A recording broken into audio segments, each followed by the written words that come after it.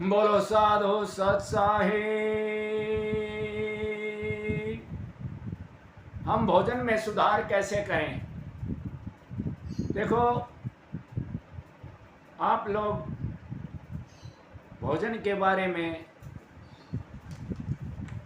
बहुत सावधानी बरतनी होती है।